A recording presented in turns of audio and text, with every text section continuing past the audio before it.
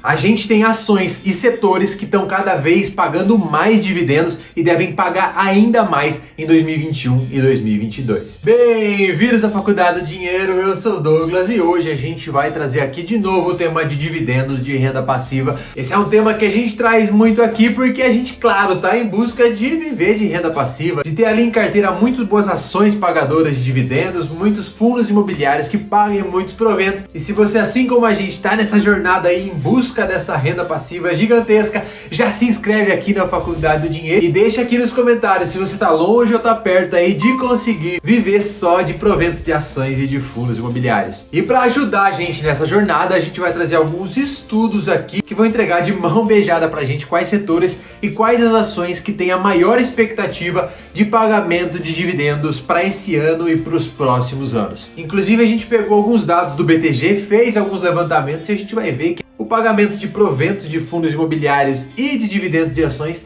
tem diminuído ano a ano nesses últimos anos. Então, como a gente está fazendo, vai fazer para driblar essa queda e cada vez mais ter dividendos caindo na nossa conta todos os meses. E tudo começa olhando para a taxa Selic e a queda da Selic que ela está tendo desde 2016 até o ano de 2020, aí que ela atingiu a mínima em 2% e que inclusive a gente falou sobre isso e sobre a relação da Selic com fundos imobiliários ontem aqui no canal. E o vídeo ficou show! Confere lá depois se você não conferiu quais os fundos imobiliários que mais podem se beneficiar com essa retomada da alta da Selic e quais os fundos imobiliários para a gente tomar cuidado. E que então, começando por fundos imobiliários, a gente consegue ver que desde 2011 até 2020 atingiu um pico. Ali em 2015 e 2016, quando foi o ápice da taxa Selic, e depois ele vem corrigindo ano a ano, também acompanhando a taxa de juros. A fonte desses dados é Economática e mostra que em 2018, 2019 e 2020 a gente teria um retorno médio ali de fundos imobiliários entre 6% e 7% de dividend yield. E olhando para as ações, a gente tem uma curva aí bem parecida também, as ações distribuindo mais dividendos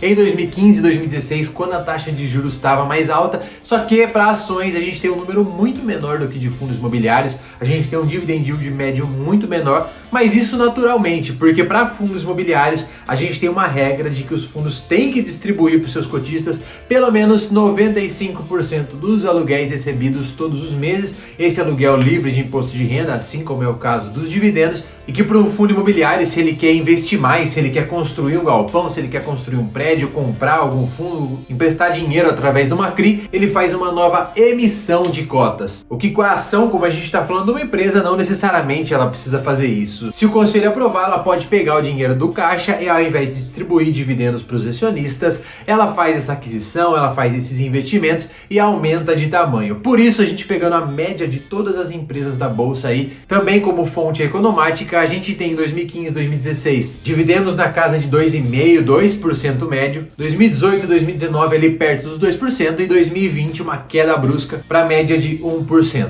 De novo, essa média acaba sendo puxada para baixo porque grande parte das empresas não distribuem dividendos ou distribuem um dividendo muito pequeno e para bancos especificamente a gente teve uma trava na distribuição de dividendos colocada pelo governo para que esse dinheiro que seria distribuído em forma de dividendos tivesse que ficar no caixa dos bancos para tentar fomentar a distribuição de crédito, já que os bancos estão com dinheiro parado em caixa. Então, se eles estão com dinheiro parado lá, não podem distribuir os dividendos, na teoria eles teriam mais dinheiro para emprestar na outra ponta e com isso o crédito ficaria mais barato, numa situação que a gente precisava colocar dinheiro para rodar. E a redução desse dividend yield de 2015 para 2020 também passa muito pela valorização dos ativos. Desde 2015, 2016 até o ano de 2020, a gente viu o IFIX subindo muito, que é o índice de fundos imobiliários, e o Ibovespa também subindo muito. Então o preço dos ativos subiu, embora o lucro das empresas não tenha subido na mesma proporção. Então elas acabam distribuindo lucros proporcionalmente menor do que o preço da ação que está valendo. Porém, mesmo com tudo isso jogando contra dividendos cada vez maiores na nossa carteira,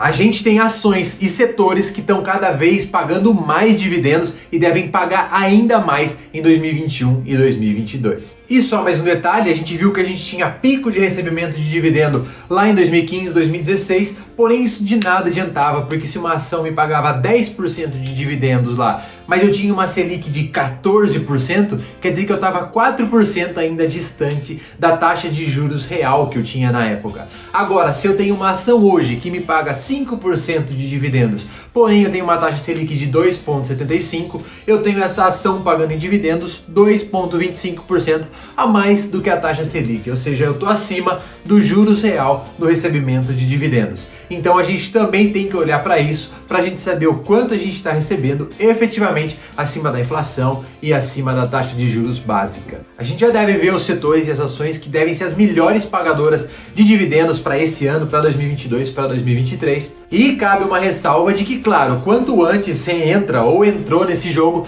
melhor para você, porque os dividendos podem ser reinvestidos e comprar mais ativos, e também cada vez mais a gente tendo a valorização dos ativos, não só vendo a evolução do IFIX do Ibovespa, mas também a evolução dos próprios ativos pagadores de dividendos, que se você está acompanhando a série aqui do canal, a gente tem, por exemplo, Taesa, que quem investiu há 5 anos atrás em Taesa, teve o capital multiplicado mais do que 4 vezes. Inclusive, essa é uma série do canal, a gente está analisando todas as grandes pagadoras de dividendos da bolsa, a gente vai deixar o vídeo aqui no card. Se você tiver interesse nessas ações pagadoras de dividendos, depois confere lá. E também a gente vai deixar aqui embaixo um relatório da nossa parceria com a Suno, grátis para você baixar, sobre pagadora de dividendos. E olhando para os setores dentro da bolsa e para essa expectativa que a gente tem da taxa de juros retomando a alta aí para controlar a inflação, a gente tem uma análise do BTG por setor, falando quais ali os setores que devem mais evoluir no pagamento de dividendos esse ano, 2022 e 2023. E começando de baixo para cima, a gente tem algumas ações ali de bem de capital, como é o caso de Aeres, VEG, Home, que nos últimos 12 meses teriam um dividend yield médio de 2%.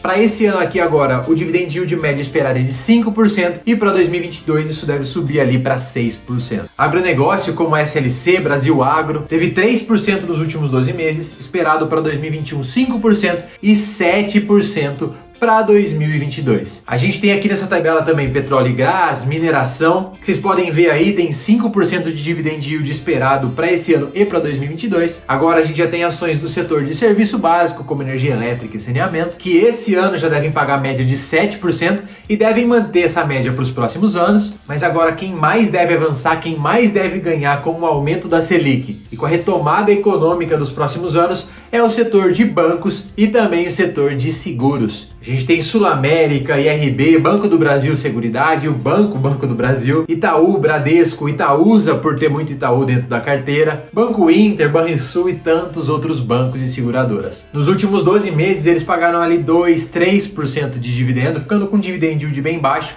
Para esse ano de 2021 já esperado ali 5% e para o próximo ano uma média de 7% de dividend yield também para essas instituições financeiras. Só que isso olhando no macro, isso olhando por setor. Agora, olhando por ação, a gente tem algumas ações aí que chamam mais a atenção para dividendos em 2021 e 2022. A gente vai colocar o top 10 aí na tela, mas a gente vai chamar a atenção para as 5 primeiras colocadas, sendo Copasa, CSMG3, que deve ter um dividend yield tanto em 2021 quanto em 2022 de 11,5%. Em quarto, nós temos Sanepar, SAPR11, que pode ter um dividend yield em 2021 de 12% e em 2022 de 12,9%. Abrindo o top 3, que tem 3 ações que a gente gosta muito realmente, a gente tem as ações de Vale, que tem chamado muito a nossa atenção com o pagamento de dividendos e a perspectiva de dividendos para esse ano e para o ano que vem, devendo ficar ali por volta de 13%, 14% de dividend yield. Em segundo, a gente tem Taesa, pagando 13% de dividend yield em 2021,